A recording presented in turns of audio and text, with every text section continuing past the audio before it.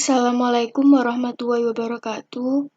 Perkenalkan, nama saya Ika Nurhaliza Bibia dengan NIM 2004411000168 dari kelas Desain Manajemen Jaringan 2C.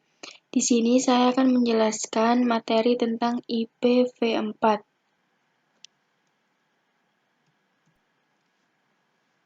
IPv4, Internet Protokol IP atau protokol jaringan yang bekerja pada layer 3, yaitu network layer, memberikan alamat atau identitas logika untuk peralatan di jaringan. IPv4 adalah sebuah jenis pengalamatan jaringan yang digunakan di dalam protokol jaringan TCP/IP yang menggunakan protokol IP versi 4. Panjang totalnya adalah 32 bit. Untuk jenis-jenis alamat, yang pertama, alamat unicast merupakan alamat IPv4 yang ditentukan untuk sebuah antarmuka jaringan yang dihubungkan ke sebuah internet network IP. Alamat unicast digunakan dalam komunikasi point-to-point atau one-to-one jika ada sebuah intranet tidak yang terkoneksi ke internet. Semua alamat IP dalam ruangan kelas alamat unicast dapat digunakan.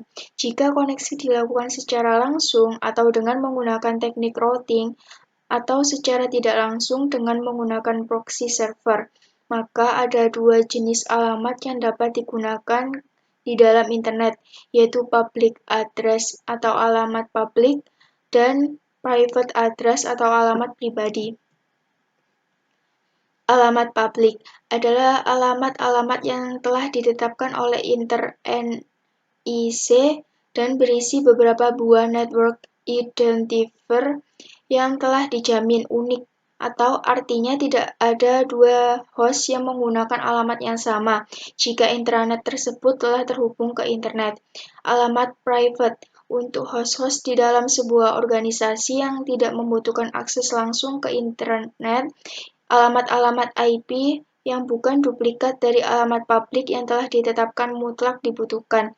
Sebuah alamat IP yang berada di dalam ruangan alamat pribadi tidak akan digunakan sebagai sebuah alamat publik. Alamat IP yang berada di dalam ruangan alamat pribadi dikenal juga dengan alamat pribadi atau private address. Untuk yang kedua adalah alamat broadcast. Merupakan alamat IPv4 yang didesain agar diproses oleh setiap node IP dalam segmen jaringan yang sama. Alamat broadcast digunakan dalam komunikasi one-to-everyone. Alamat IP broadcast hanya dapat digunakan sebagai alamat tujuan saja, sehingga tidak dapat digunakan sebagai alamat sumber. Ada 4 buah jenis alamat IP broadcast, yakni network broadcast, subnet broadcast, all subnet, directed broadcast, dan limited broadcast. Untuk yang ketiga, alamat multicast merupakan alamat IPv4 yang didesain agar diproses oleh satu atau beberapa node dalam segmen jaringan yang sama atau berbeda. Alamat multicast digunakan dalam komunikasi one-to-many. Alamat IP multicast atau multicast IP address adalah alamat yang digunakan untuk menyampaikan satu paket kepada banyak penerima. Dalam sebuah intranet yang memiliki alamat multicast IPv4, sebuah paket yang ditujukan ke sebuah alamat multicast akan diteruskan oleh router ke subjaringan, di mana terdapat host-host yang sedang berada dalam kondisi listening terhadap lalu lintas jaringan yang dikirimkan ke alamat multicast tersebut. Dengan cara ini, alamat multicast pun menjadi cara yang efisien untuk mengirimkan paket data dari satu sumber ke beberapa tujuan untuk beberapa jenis komunikasi. Alamat multicast didefinisikan dalam RFC 1112. Untuk kelas-kelas alamat, yang pertama ada kelas A. Bit pertama IP address kelas A adalah 0 dengan panjang net ID 8 bit dan panjang host ID 24 bit. IP address kelas A diberikan untuk jaringan dengan jumlah host yang sangat besar. Yang kedua ada kelas B. 2 bit pertama IP address kelas B selalu di set 10, sehingga byte pertamanya selalu bernilai 128-191. Network ID adalah 16 bit pertama dan 16 bit sisanya adalah host ID. Yang ketiga ada kelas C, 3 bit pertama IP address kelas C selalu diset 110. Network ID terdiri dari 24 bit, host ID 8 bit, sisanya sehingga dapat terbentuk sekitar 2 juta network dengan masing-masing network memiliki 256 host.